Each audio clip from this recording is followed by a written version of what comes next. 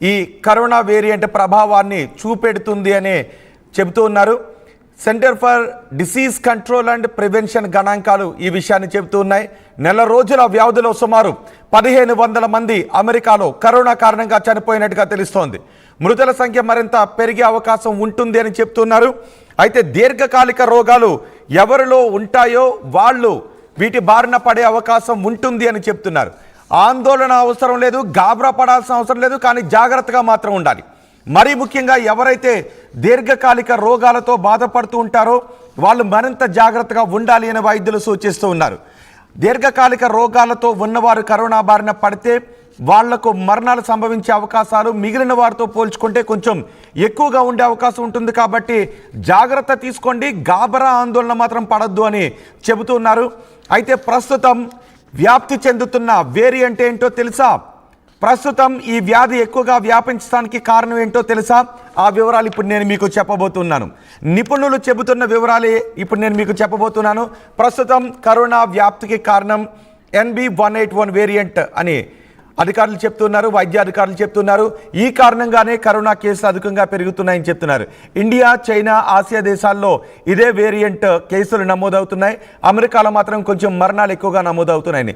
గతంలో కూడా మొదటి వేవ్లో అమెరికాలో ఎక్కువగా మరణాలు చోటు చేసుకున్న దృశ్యాలు మన కళ్ళ ముందు ఇంకా మెదులుతూనే ఉన్నాయి. అమెరికాలో ఏకంగా సామూహిక ఖననాలు జరిగాయి.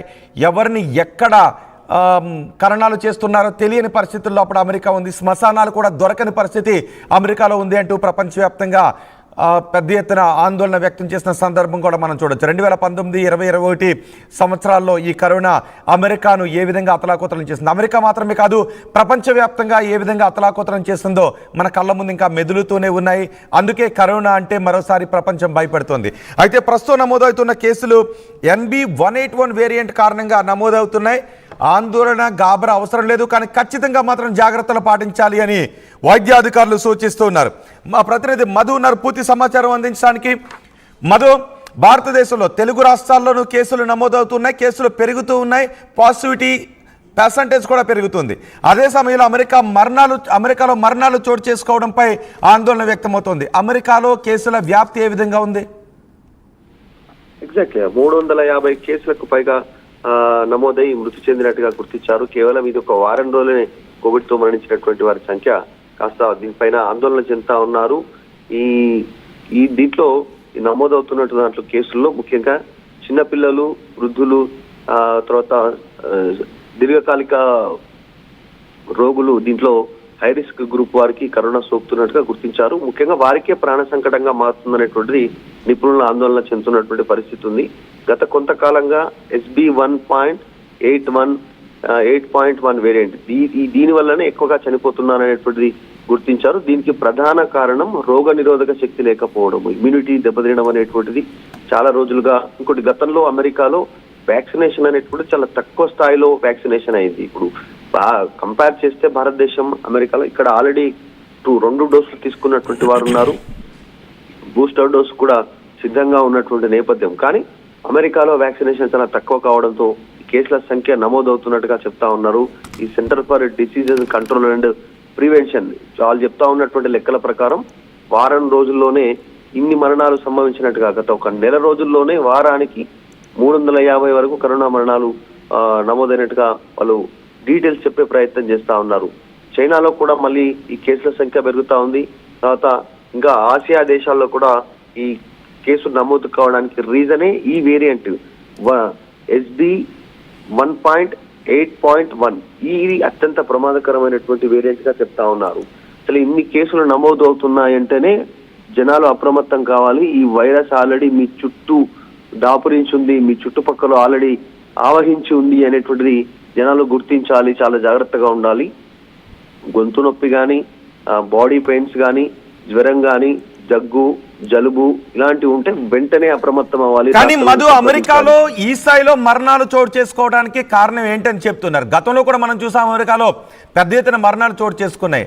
కరోనా వ్యాప్తి తొలి నాళ్ళలో అమెరికాలో పెద్ద ఎత్తున మరణాలు చోటు చేసుకున్నాయి. కనీసం అక్కడ శ్మశానాలు కూడా దొరకడం లేదు అంటూ పెద్ద ఎత్తున ప్రపంచవ్యాప్తంగా ఆందోళన కూడా వ్యక్తమైంది. అలాంటి పరిస్థితుల్లో అమెరికాలో మనం చూసాం. ఇప్పుడు కూడా అమెరికాలో ఎక్కువగా మరణాలు చోటు చేసుకుంటున్నాయి. ఏకంగా 1500 మంది ఇప్పటి వరకు మరణించారు అనే విషయం కూడా వస్తుంది. సో ఎలా చూడాలి, దీనికి కారణం ఏంటని చెప్తున్నారు?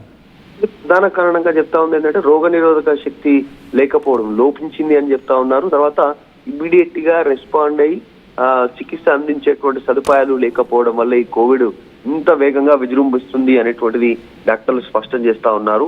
దాంతో పాటు అమెరికాలో ఇంత వేగంగా వైరస్ వ్యాపించడానికి వ్యాక్సినేషన్ తక్కువగా నమోదు కావడం. ఇప్పుడు మనం చూసాము, ఇప్పుడు కోవిడ్ తో ప్రపంచం అంతా ఇబ్బంది పడతా ఉంటే అందరూ వ్యాక్సిన్ వైపు దృష్టి పెట్టారు. భారత్ ఇతర దేశాలకు కూడా సహాయం చేసింది. ఇక్కడ మన దగ్గర 2 డోసులు తీసుకున్నాము, కాస్త వైరస్ తగ్గుముఖం పట్టింది, ఇమ్యూనిటీ పెరిగింది, వైరస్ తో పోరాడేటువంటి శక్తి వచ్చింది. కానీ అమెరికాలో చాలా తక్కువ మేర వ్యాక్సినేషన్ నమోదు కావడం అనేటువంటిది చూసాం. కోవిడ్ సమయంలో చూసాం, గుట్టలుగా అమెరికాలో శవాలు, ఆసుపత్రి చుట్టూ, ఆసుపత్రి బయట, ఆసుపత్రి గేటు ముందు, ఇవన్నీ స్ట్రెచ్చర్ ముందే వదిలేసి వెళ్ళిపోయినటువంటి సిచ్యువేషన్.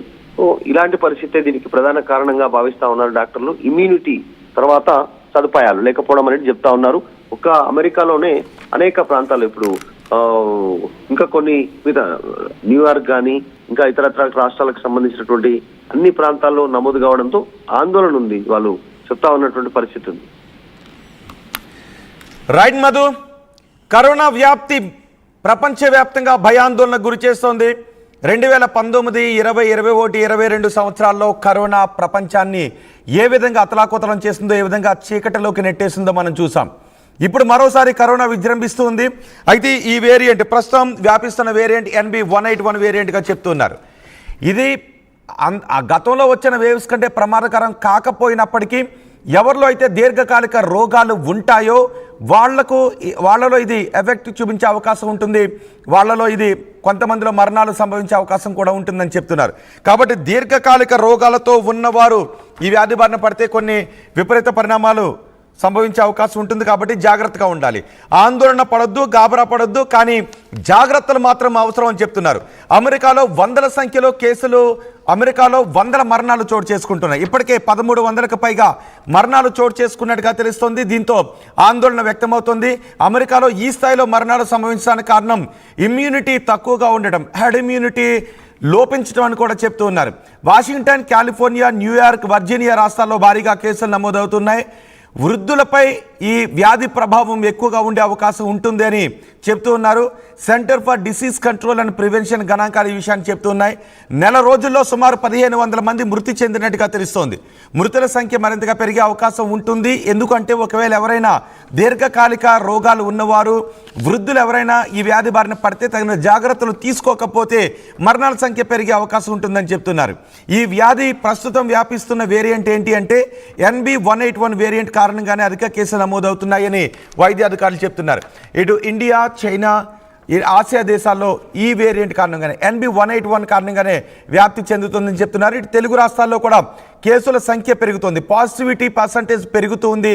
6 నుంచి 15% పాజిటివిటీ పెరుగుతుంది. దీనికి కారణం సామూహిక ప్రయాణాలు కారణం అని చెప్తున్నారు. సామూహిక సంబరాలు కూడా కారణం అని చెప్తున్నారు. తగిన జాగ్రత్తలు తీసుకోకపోవడం ఈ వ్యాధి వ్యాప్తి చెందడానికి కారణం అని చెప్తున్నారు. కాబట్టి బయటకు వెళ్ళే